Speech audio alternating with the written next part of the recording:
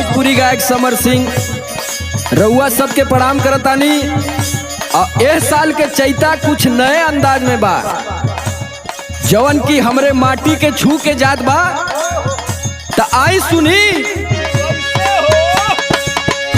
धन होई नाही हमसे कटनिया ना,